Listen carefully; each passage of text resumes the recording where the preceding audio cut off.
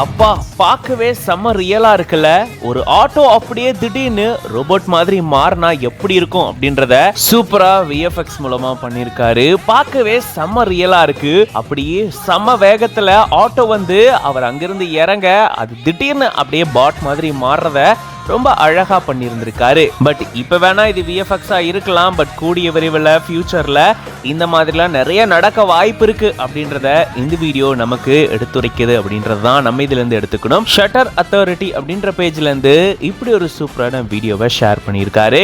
And இந்த மாதிரி இவர் நிறைய வீடியோஸ் மேக் பண்ணிட்டு இருக்காரு.